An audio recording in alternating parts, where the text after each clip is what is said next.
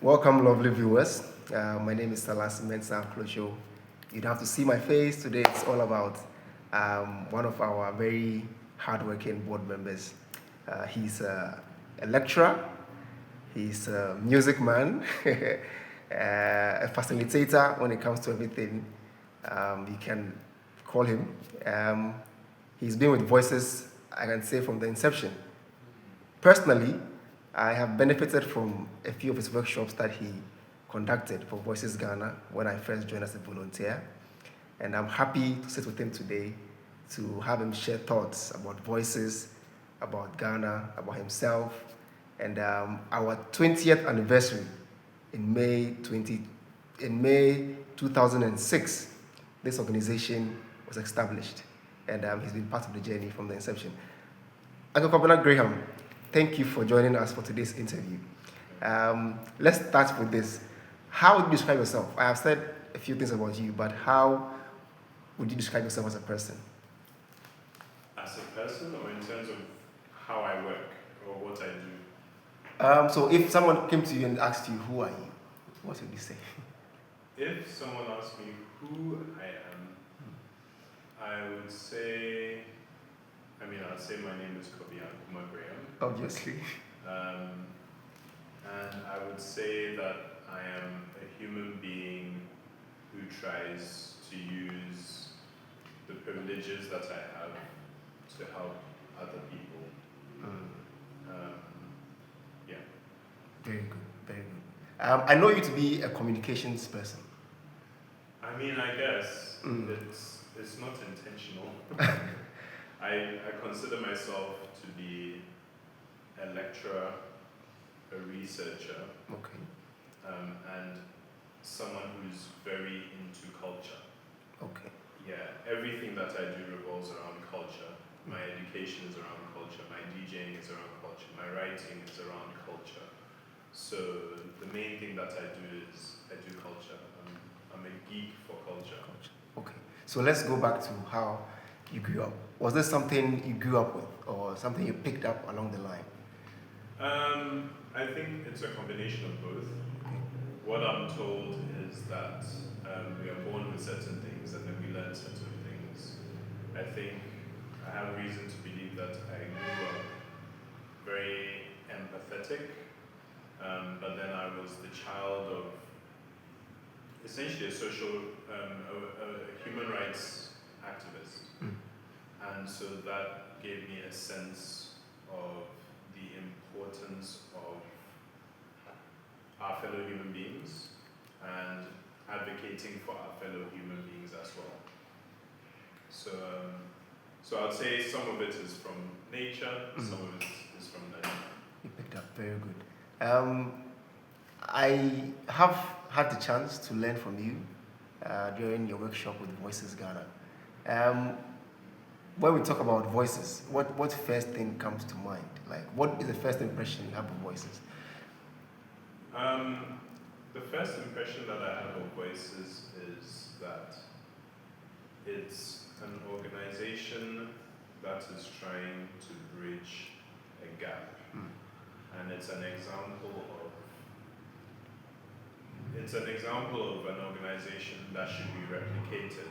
It's the type of thing that more people should be doing. When I was initially approached, I think the conversation was, okay, schools usually take the most talented people, and that's great, but what about everybody else? And so I think I'm as involved in education as I am in culture, and so attempts like this to bridge that gap are things that I can feel passionate about. Very good, very good. Thank you so much. You spoke, or you mentioned culture when you were speaking. To you, what is culture like? Okay. Or to that young person, young child who is listening, what would culture mean to you? So I think usually when people hear culture, they think of tradition. And tradition is a part of culture, but it's not the whole thing. Tradition is our old culture, the culture of our ancestors, right? Then you have popular culture, which is what is happening today. Okay. So like when somebody says to you chale, Mm. chale is not some ancient ancestral tradition, but it has become cultural amongst us right now to say chale to each other. When we greet each other, we click.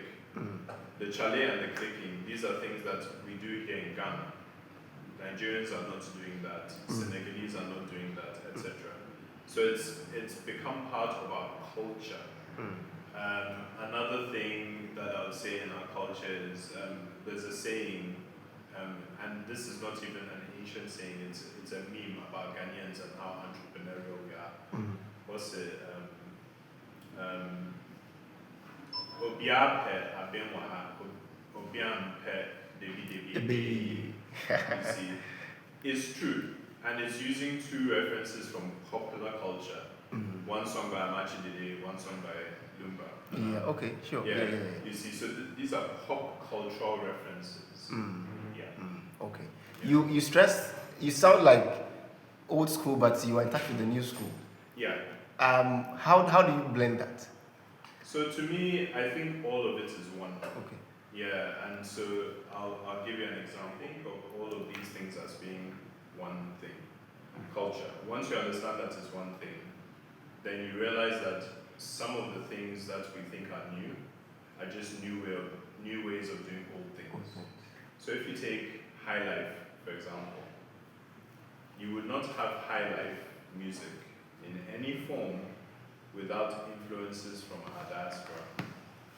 And so if you think about, for example, the kind of high life that we were listening to at independence, it was because the main black music in the world at that time was jazz music, right? Yeah. What is the main black music in the world right now? Afrobeat. I guess, but even before Afrobeats. Not just in Africa, but the world, the main form of black music in the world. I think it's hip hop. Hip hop, Yeah. right? Yeah. But when you take hip hop and you mix it with high life, it's what? Afropop. It's hip life. Hip life. Okay.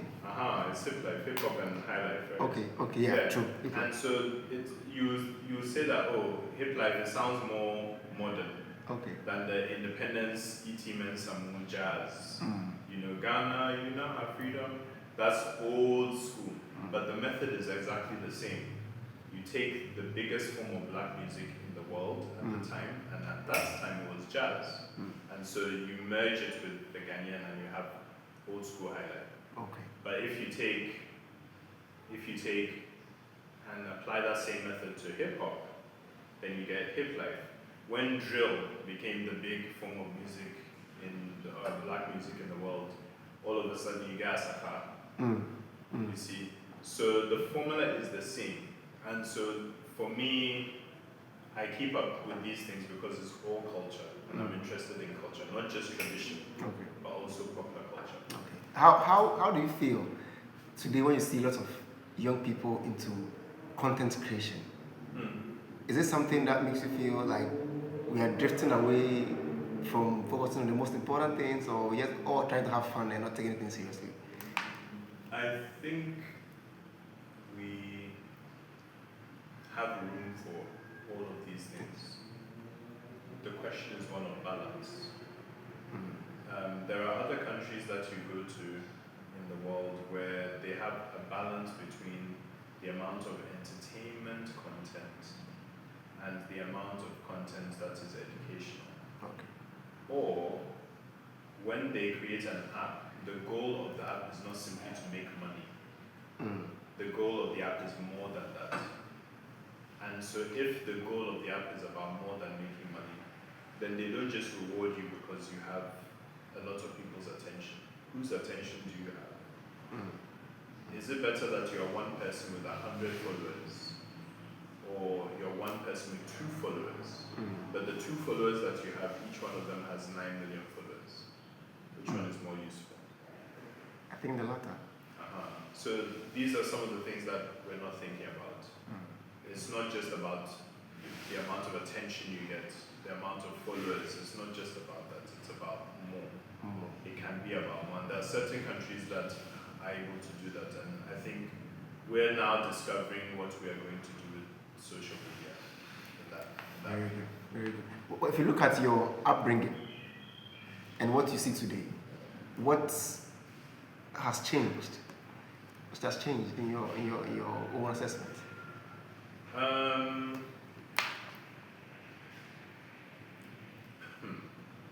lot.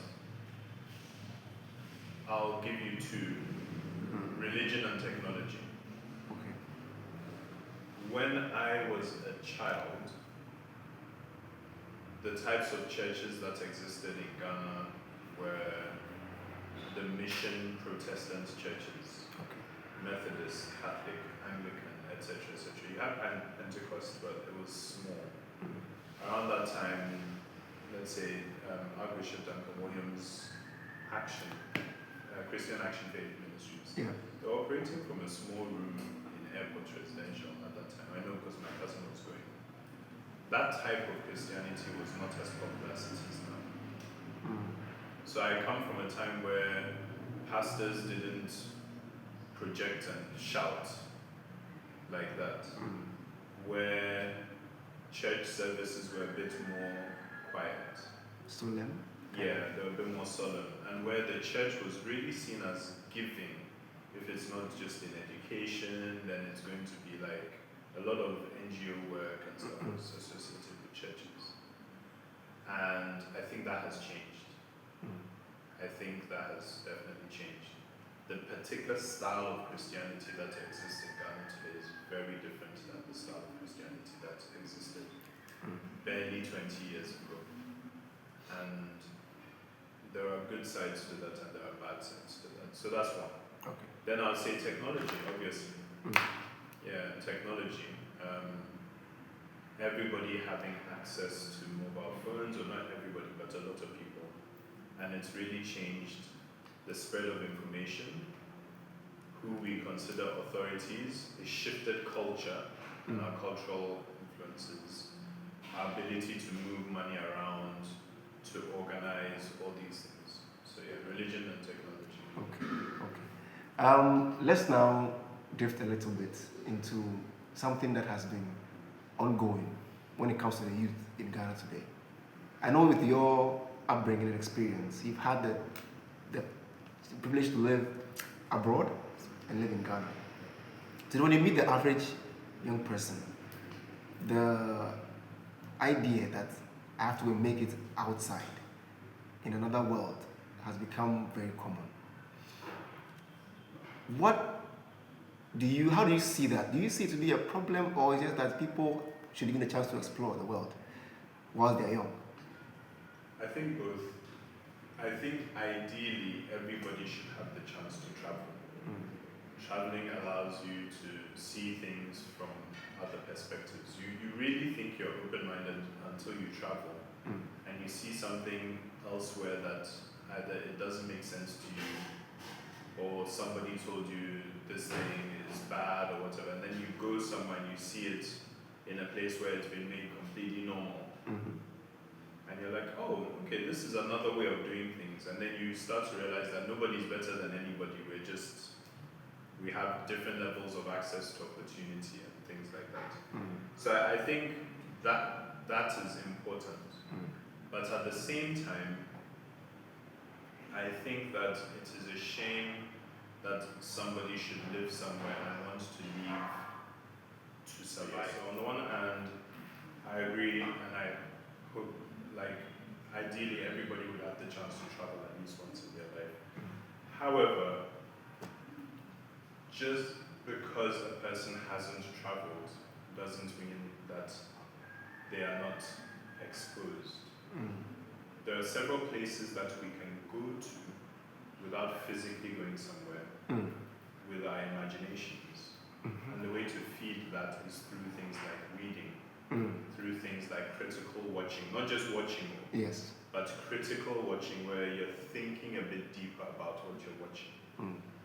Yeah, so I feel like just because you haven't traveled doesn't mean that you can't be exposed. And when I walk around and I see people today, and I hear that people want to leave, I don't think it's because somebody just got up and they want to leave. Usually it's because of survival. All right. Yeah, it's because of survival. Things are hard. Mm. So of course they're going to want to leave. Okay. And that's not their fault. It's the fault of the people who are running the society. Okay. Have they created the conditions for people to stay? All right. So talking about that, at Voices we focus much on mentorship and how to make people understand the need to be active participants in the change they want to see. Is this something we should focus more on, or kind of find a way to catch these young ones at a very early age? I think mentorship is important. Mm. I think our ancestors understood the value of mentorship and transition, and we used to have things like, oh, you're a boy, you're becoming a man. Mm. There's a ceremony that you have to go and do Mm. where they'll teach you things about being a man. Mm-hmm. And then aside from the ceremony, there'll be someone who's teaching you all the time, maybe your fathers, your uncles are supposed to be teaching you these things. With girls, similar, being taught by women to do certain things. So I think now that we've gotten rid of all of those things, we have to think actively and intentionally about how we do those things in society now. And so organizations like Voices that are able to teach and mentor and help young students to broaden their minds, this is important work. Very good. You are very much into the education space. Yeah. And there have been recent concerns. I don't know if you follow the trend of recent WASI graduates and how some teachers and lecturers are complaining of the standard of students that are coming up into tertiary education. What do you think is missing, which is not helping the children to, come out the way the system wanted? I think we, in the world right now, I think what is happening, the biggest thing that is happening in education right now is the rise of artificial generative intelligence, AGI, AI. The problem with AI, it's a very useful tool. It's a very useful tool. But the problem is it requires a certain method of engagement that a lot of people are not taught. Okay. And so what happens is you outsource your thinking to the machine. And the thing about human learning is that we learn through difficulty. That's how we learn. We encounter a problem, we solve it, and in our brain it literally creates a new path. Very good. But when you are not going through difficulty, those paths are not made. And so it's like you've now given that problem to a machine to do for you. So that neural pathway in your mind was not formed. So it's like your capability to think is actually, and we are only at the brink of seeing the consequences of that. Wow. You see, it is going to affect society in a very major way. It's already affecting the education system. Me as a teacher, how do I know if this student has done this work or whether they just relied on a computer? You see, this is going to affect the quality of doctors that we have, the quality of lawyers that we have, the quality of accountants that we have, the quality of filmmakers that we have. Like, all these industries are going to be massively affected by this thing. And so when I think about Ghana in particular, or the global south, these are some of the things that I think about when it comes to education right now. Right now. Very good. You said a lot of important things in there. And I like the fact that the human brain is developed through difficulty. Yeah. Right? It's a bit scary when I think about all these things, but it's fine. Your work with, let's shift a little bit into politics. Okay. Your work with entertainment and politics. How do you see politics today in Ghana? Is it a place where you think young people should be interested in? I think young people have to be interested in politics. Anyone who says, I'm not interested in politics, then you can't complain when politics fails you. That's the thing.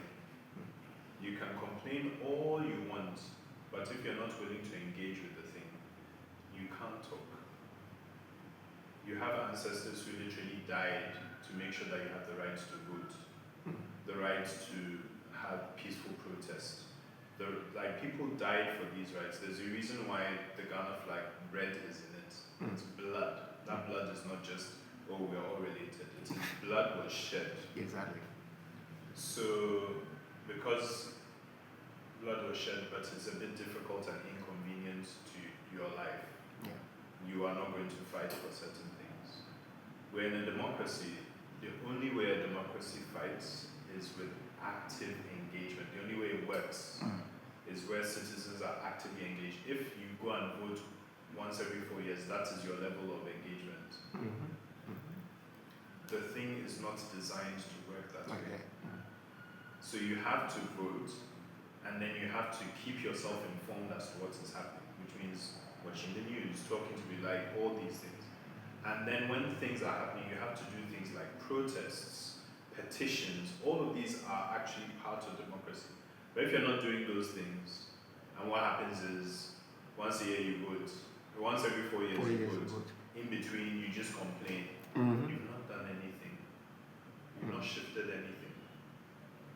You see? Yeah, these problems can seem very big, but the only way that politics works is at its best is through people power. Yes. Where you have enough people who are informed and committed to something. With that kind of attitude, we're able to get rid of the colonial influence originally. We're able to at least get ourselves political independence. And that wasn't just because 6 men sat in a room, it's because people were organizing. Kwame Nkrumah was speaking to Hannah Kujo. Hannah Kujo was going to speak to all of the market women, and then people were speaking to the farmers, and then it was not just the big men. It was an organization. It's organizing. You see, and all these little groups of people. So if the farmers had not sat down together and formed the farmers union, and then at this time they now want to talk to them, who are they going to speak to? One farmer. They went to the union of farmers to speak to all the farmers. Then they'll speak to another union of students. So all these things require people to come together and be thinking together. And if we don't do that and we're just complaining, we've not done anything. That is serious when you think about what is going on now. We have done quite a bit of time here, and we can't, talk the whole day. But before you leave, 20 years of Voices. What one wish do you have that you think Voices should do work on, or what are you expecting into the next few years? When I think of Voices and organizations like Voices, I think of 2 things. Number 1 is I think of succession. The problem with a lot of organizations in a place like Ghana is they're designed to last one lifetime, but not to last several lifetimes. And that's because we don't put in place the people who can now take over the thing.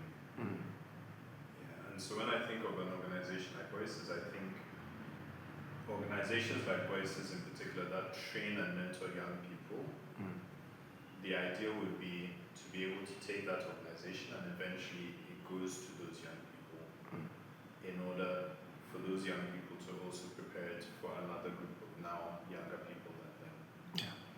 And so my hope for Voices is that we actively think about succession, the next generation, how to keep it alive for as long as it needs to be alive.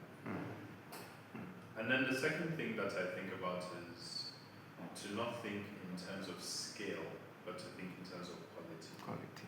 It's not really about the sheer numbers of people who you've affected. It's about the one person that you affect with each intervention that is made. And so if you're able to help improve the life or expand the imagination of one child, it's like I was saying about followers. Yes. That one child who can go and affect 1 million people is different from where you have average impact on just 5 people. You see. But those 5 people, each one can go on and affect X amount of people. Yeah, and so for voices should just make sure that the quality of experience that it gives to the people it affects, it does it to the best of its ability. And yeah. Very good. One last thing. So you've spoken about voices and what it can do. Now, to the recipients of these kind of programs, what thing can you tell them? It's said that it's a Chinese saying that it is the responsibility of a teacher to open the door, Yes. but the child has to or still has to walk through it. So, what should the recipients also do in the world we are in now? So we are indeed in a world where there's a lot of spoon feeding. There's a lot more information in this. So any person today has more immediate access to more information than everyone in their entire ancestral line combined. Wow, that's a strong statement. Right? Yeah. But what do we do with all that information? You see, all that information is there. We know the answers to so many things. What are we doing with it? And so you have to bring to a project like Voices your dreams, your determination, your best in order to benefit from it. At the end of the day, when it comes to education, indeed, like one thing I've realized from at least 20 years of teaching at this point is that you can teach somebody something. When you're teaching them the thing, they may disagree. Yes. But I have students who have called me 4, 5, 6, 10 years down the line to say that thing that you taught me in class all those years ago. Yeah. I now understand it because of something that has happened in my life. Thank you for teaching me that. Yeah. And so when you're teaching, when we are teaching, we are planting seeds that may not germinate immediately. Yes.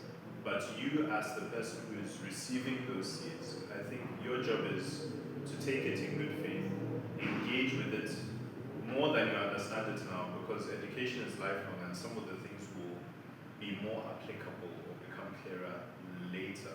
And I think that's wisdom. Thank you so much, Dr. Kobina Graham. We appreciate your time, your service to Voices, and your work as a lecturer, a music man, a researcher, a writer. And we hope that you would live longer to impact more people like you do. And always be around Voices with this kind of experience and knowledge you have. Thank you, and we wish you all the best.